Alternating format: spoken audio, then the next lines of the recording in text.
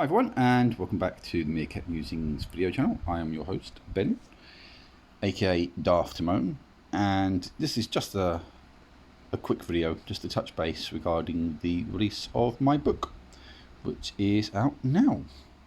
It actually came out as a paperback on the 7th, I think it was, of August, and as an ebook on the 9th. So yeah, it's here, it's out, and if you are interested, you'll find it through Amazon, through Kindle, or as a paperback, as I say. In the short term, it's got to be exclusive to Amazon. Something to do with an enrollment scheme that I entered it into, and that will earn me potentially more money somehow. I don't really understand it, but to be part of this scheme, to have a crack at earning this extra money through this sort of pool of funds, I guess, you've got to be enrolled in this scheme. So that's what I've done. After the first 2 months, I can put it onto other e-reader formats, and I'll see what I can do with other sort of outlets for the paperback. That is something to look at down the road, but naturally, of course, I do want to try and get a wide audience for this. So I will look at that in due course, but for the time being, available through Amazon either as an ebook or as a paperback, depending on your preferences, and it's available through multiple stores. So the UK Amazon, the US, the Canadian, the Australian, France, Germany, Japan, India, and a couple of others as well. It's only available in the English language, but available as both paperback and ebook in multiple countries. So wherever you are, if you're interested, of course, you've got the opportunity to order my book. And just to show you, ta-da! There we are, look. My paperback, my copy, as it were, to kind of show off that it actually does really exist. And I have to thank my brother Tom for the artwork on the cover. He designed that, and I've got to say he did a fantastic job. I had a picture in my head of what these aliens looked like, and he's brought that to life and then some in absolutely brilliant fashion. I couldn't remotely come anywhere close to doing anything like that. I drew a picture, kind of a vague picture, of what this guy looks like, and it's what my brother's done is just blown away this little hand-drawn piece of artwork that I did. So he's done a great job there, and I have to thank him a great deal for that. So yeah, so the book is out, it's there for people to look at, and I hope that it sells well, of course. If it doesn't, so be it. The reality is, if I earn 50 quid out of this between now and Christmas, then it's done, I think, reasonably well for itself. And if it ends up getting an average of, say, 3 out of 5 stars in that time in terms of reviews and ratings, I can live with that. You know, it's not a masterpiece. I'm not going to sit here and pretend that it's something that can match up to the likes of, you know, Peter F. Hamilton and David Weber and the greats of the sci-fi writing world. It's not anything remotely like that.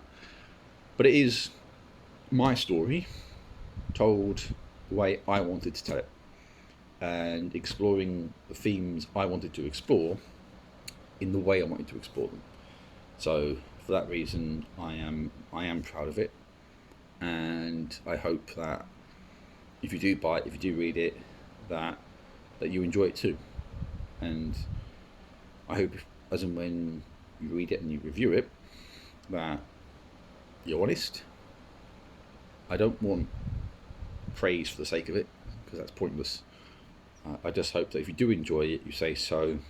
If you don't enjoy it, say so. You know, I won't be offended by criticism. I expect it to take criticism in some way, shape or form, because that's just reality, isn't it? No one will like everything, but hopefully, you know, you'll give it a chance and go from there. Beyond the book, what else is happening in the world of Meerkat Musings? Well, I went out early on today to collect something from a shop, and it's just so oppressively hot out there. I'm looking outside out the window, and it's just incredible. In previous videos, I've moaned about the weather, about how June and July were quite dreary for the summer months and quite grey and overcast, and we didn't have the sunshine that perhaps we needed in the middle of this lockdown business. And now August comes, I go back to work full time, and we get searing heat. Last Friday, I think it was 36 degrees at one point. 36 degrees. I think it's hot when it gets to 25 degrees. In fact, if it's a clear, bright, sunny day with no breeze or anything like that, 20 to 21 is temperature that I'm quite happy to sit in the garden with shirtless. And up to 25 is blissful. When you get between, say, 25 and 30 degrees and it's bright and sunny, a bit of a breeze then is welcome, and I'm still happy to sit in the garden.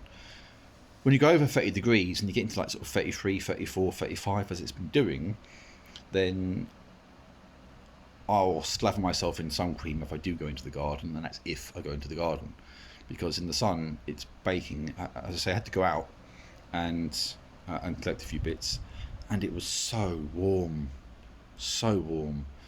and just, I know it's hypocritical in a way to moan about hot weather, because I love the sun. I've been desperate for some sunshine and some heat and some warmth, the opportunity to maybe go out into the garden and spend some time out there, and we've got a little paddling pool from a daughter that, to be fair, I'd happily jump in as well, but the weather hasn't been right for it, until of course you go back to work, or in my case I go back to work, and it's like, really? And then when you're running around to and from work, you don't want it to be oppressively hot like this. This is the weather that we should have had in July, where it might have been possible to appreciate it more before lockdown began to get eased in earnest, and people started to go back to work in droves. And all of a sudden, we're back to work, and now we get this weather, and it's like, well, I swear that fate or God or whatever is playing games with us at the moment to do that kind of thing. It's just crazy. And yeah, we need a bit of relief from the heat. It's not just hot, it's quite muggy as well. We've been forecast thunderstorms. There have been some thunderstorms in some parts of the country, but here, where I live in Essex, well, in my part of Essex at least, no, nothing. We were forecast rain and possibly some thunderstorms overnight. That didn't happen. It's meant to rain today. It might, but it doesn't look like it at the moment. So it's like, and even during the thunderstorms, the reports are saying if we do get them, it's going to be thunder and lightning, but it's still going to be, 22, 23 degrees. So it's still going to be warm, and it just means that basically we're going to have warm weather combined with storm equals humidity and mugginess. So it's going to feel probably worse in some ways than just raw 25 to 30 degree heat. If it was bright and sunny, bit of a breeze, 25 degrees is lovely. If it's muggy and it's 25 degrees, it feels worse because of the humidity. So we might not necessarily be so grateful for the storms if it stays the same kind of temperature. What the storms need to do, obviously, is clear the air and make it a little bit cooler, but bright and sunny, get into the garden on a day off from work, and then when you're at work, you're not I only had to it takes me about 5 minutes to walk to work. By the time I get there, I'm sweating in this kind of heat. So it'd be nice to maybe not feel that way when I've just literally only had to walk 5 minutes to work. Beyond that, yeah, I mentioned earlier on, I'm back to work full time, which is a relief. It's nice to be back. It's nice to be busy as well. It is quite busy in the world of bathroom design, which is a bit surprising actually. But yeah, it's nice. It's a relief to be back at work full time, and the opportunity therefore exists to earn again, to earn a wage, to earn some commission. Quite a few projects bubbling away and customers to talk to, and of course new customers coming through the door, which is nice. So it's an opportunity to get chatting, to sink teeth into a few possible deals, and take it from there. It's still an area, as all these things are, that guess you could say it's open to. I guess what I'm trying to say is it's open to people being a bit nervous, a bit wary, because there are a lot of uncertainties out there because of this COVID-19 business, and people will prioritise accordingly. So new bathrooms, kitchens, living rooms, all of that could end up being put on hold. It was put on hold before. It could be put on hold again. But it does seem that there is some activity out there in our industry, which is encouraging to see, even if we do hear news about a recession and that kind of thing. So, yeah, who knows? It could be, with all the projects and things which are going on, if they catch fire and go ahead, then happy days, happy days. It will be a relief to get those on the board, get some commission out of that, and start to earn again, properly earn again, as it were. Long term, who knows? Long term depends on what happens with the virus, how quickly we get a vaccine in the works. I know there are so many places talking about it right now, but I don't know how far away that's going to be. When can we realistically expect a vaccine to knock this thing on the head completely?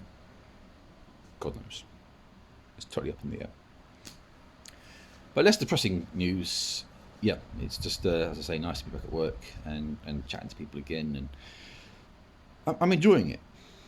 I enjoyed my previous job when I was working in the field of bathroom design and that kind of thing. And I'm enjoying this job as well. It's a different company to before. They have some different rules and procedures. But I enjoy it. It's up my street. It's a customer service thing where you're not kind of having to be kind of ultra bullish about closing deals down on the day. You don't have to worry about a mass load of options and things to sell that you're targeted against. It's literally talking to customers, and yeah, you put the feelers out to see if you can close them down there and then and get a sale. But equally, it's a process, and if you handle that process with courtesy, with a friendly attitude, and you make your effort to be helpful, then that's half the battle. That's the way to get customers to come back to you, whether they come back to your store or whether they go somewhere else. That ultimately they might actually come back to you to see you personally place the order, and that's what it's all about. It's about customer service. It's customer service skills, and I'd like to think I've got those. I've worked in retail and customer facing environments since 2007, so I've been doing this for a while across various fields, and I've dealt with situations where you've got to close a deal down there and then, or where you might spend a couple of weeks going through designs and that kind of thing. So I've picked up a range of experience over time to handle this kind of thing. That's it really. The main thrust of this video was about my book, and as I say, I'll put the links into the description. I hope that if you do buy it, you like it. Obviously, I am proud of it. There are sequels in the works. I don't yet know if I would write one sequel or two. It depends on, I guess, how long part 2 gets, as to whether that needs to be split. I have a gut feeling that part 2 will be a longer story anyway than part 1. It might not be, but I think it will be. And then we'll go from there. Originally, this was going to be one big book. Parts 1, 2 and 3, or parts 1 and 2, however it ends up being, was one story. And after having it proofread by my brother, and I do appreciate his feedback here, I decided it was better to split this into separate parts. And while I have incorporated chunks of what I've already written in terms of part 2, I am also making some fairly significant changes to the next part, and I might even do away with 1 or 2 ideas completely and take this in a different direction. Which then, of course, if this does then go into like sort of the third act, as it were, it will probably change that as well. Part 3, if it needs to be split into a part 3, will look different to originally planned because part 2 has changed. So there will be some revisions, I think, that will be made, but I do plan to forge ahead with part 2, and it will probably end up being split into a part 3. So this will end up being a trilogy, and it will go down some slightly different roads, but a lot of the groundwork is already prepared. Apart from that, I'm working on a couple of other ideas, and I don't know the timing for this as yet, as to what will get released first. It depends on what gets finished first, of course. But the other idea is kind of, how can I put it? I think the word dystopia is overused, but it's kind of that kind of theme. So it's a future which is, there's been problems with climate change, and humanity has not gone by the wayside exactly, but more or less has, and other creatures have begun to evolve and develop to take humanity's place, and it's like a coming of age story in that setting. And then the other story I'm working on is a story about revenge, and about the cost of revenge and the cost of some very serious bad deeds done to some bad people, but bad deeds nonetheless, and about the past catching up with us. And that's, I don't know where that's going to go. That one is probably, in terms of how I've written it, probably the strongest thing I've written so far over the first couple of chapters, but it's also the grimmest story of these three stories by far. And that one's set in a realistic setting, so that's not a sci-fi thing or anything like that. That one's set kind of here and now, if you like. So it's totally different to the other two. The Awakening is the first part of a space opera, for lack of a better word. The dystopian story, well, it's set on Earth in the future in some very different circumstances, and then this one is set kind of now in a modern setting with no connection to sci-fi whatsoever. And those are the three things I'm working on, and we'll just see how they go. We'll see how they kind of split up my brain, and we'll see what we do with them. I don't know what will be finished first. I'm kind of diving in and out of all three at different times, as and when the mood takes me, as and when I get an idea. So who knows, it might be that part 2, the sequel to The Awakening, is the first thing to be finished and therefore come out, but it might not be. I really don't know, and that's kind of exciting in a way, to have these projects on the boil and to think to myself that I can get these published in some way, shape or form, put them out there, and hopefully entertain people with all these different ideas. That's what it's about. It's about trying to make people smile, make people think, and have people just maybe enjoy these different themes and ideas that I'm exploring. If I can make some money out of it, yeah, I want to do that, of course I do. But if people just enjoy the work, that's fine, that's great, and I hope you do. But equally, of course, I hope that I get honest feedback that I can use and take it from there. Anyway, that's it for now. I've rambled for almost 20 minutes, so I'm not going to ramble anymore. Just as usual, as always, hope that you all stay safe in these unusual and trying times, and that you look after each other. I wish all of you all the absolute very best.